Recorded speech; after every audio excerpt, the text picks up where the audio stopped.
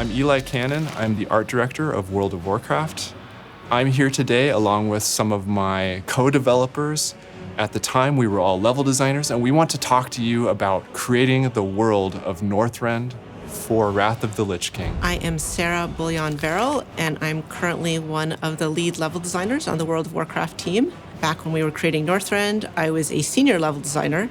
I'm Aaron Keller. I'm the game director of Overwatch, and for Wrath of the Lich King, I was one of 2 lead level designers on the project.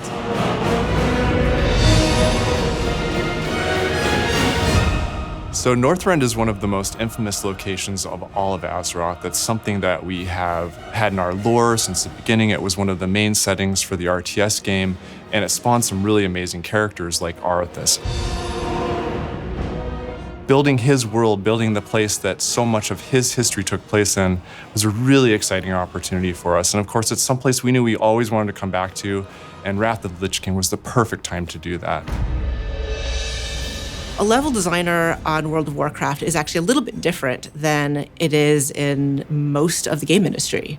We are a true hybrid between art and design. Level designers have a totally different set of responsibilities from project to project. On Overwatch, a level designer is responsible for all of the initial geometry. For the WoW team, the level designers are responsible for designing and building the whole world.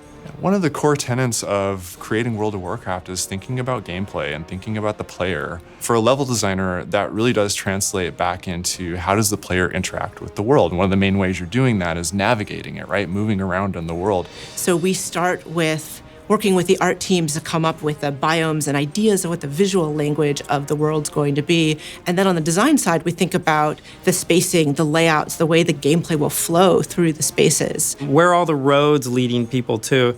They design all of that, and then they actually build it. So we start with a 2D map laying out on paper what the landscape is going to look like from a really high-level perspective. Then we get up into the editor, and we start our rough 3D, which is where we're blocking in the spaces. So when we're concepting a zone, it's really great to have one image that really defines what the zone is, and it'll handle a lot of things. It'll handle the mood, and it'll handle the color palettes of the zone. All of those sorts of elements would be represented in this postcard image, and we call it a postcard because it's kind of like what you would buy at a convenience store and send back home as like a representation of the most ideal version of this place. With Northrend, we wanted players to experience this land, this whole continent that felt larger than life. Northrend presented a bunch of new opportunities and challenges for us. We'd worked, of course, on Burning Crusade before this and the original release of World of Warcraft. And when we got into Northrend, we really tried to evolve the way that we were thinking about world design and the way that we were thinking about large elements in the world.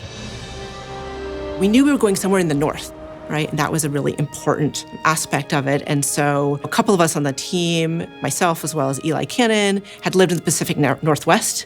The beautiful mountainscapes, the snow-packed peaks, even the evergreen forests of Washington and the Olympic forest there, all of these things really played into inspiring us when we were thinking about building out Northrend.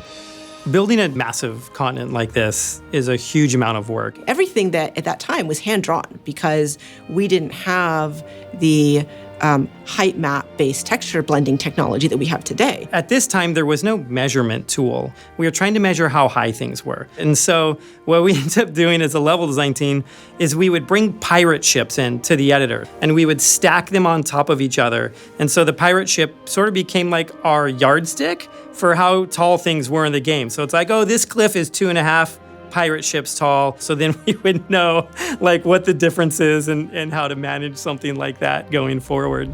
We spent, I think, 3 or 4 months just playing with the editor and pushing it and just trying to figure out what could we get out of the tools that we had that we hadn't sort of tapped fully previously.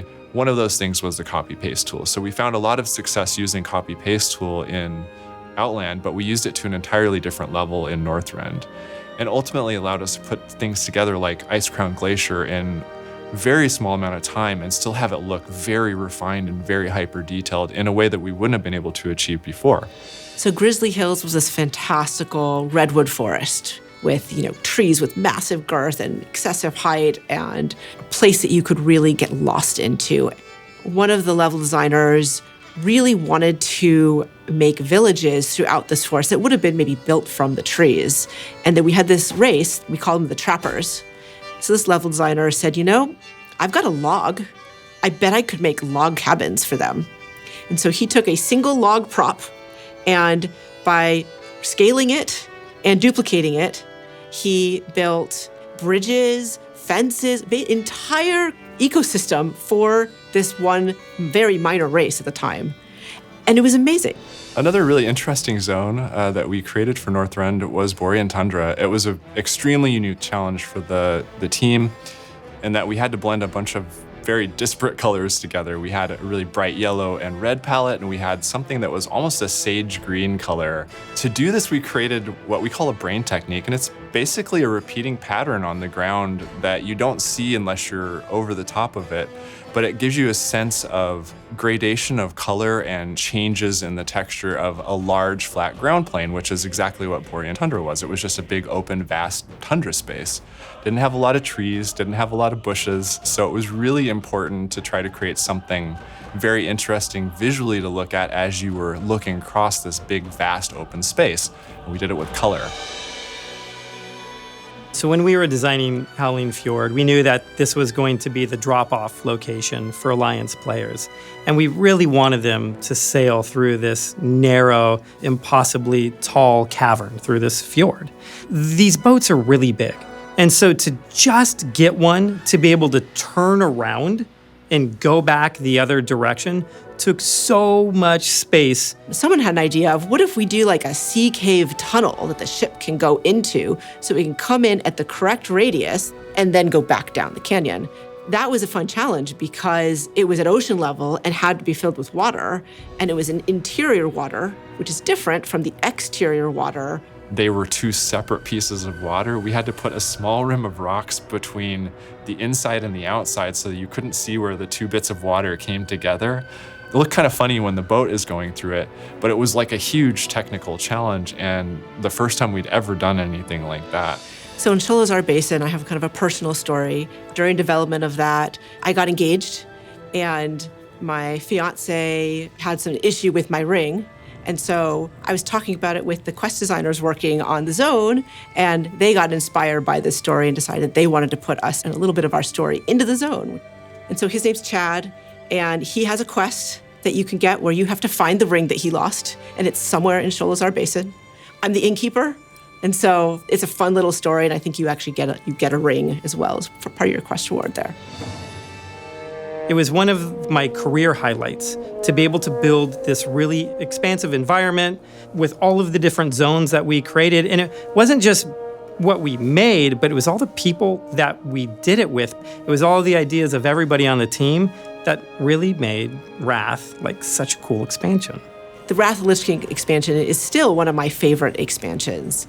It really has impacted my life in such a positive way. I still work on the game, right? Like I've stayed here all these years because I still love making World of Warcraft. This is one of our favorite expansions. I cannot wait for players to re-experience Northrend. I'm really looking forward to Wrath Classic launching later this year. I'm so excited for all of you to get to revisit and come back to Northrend with us.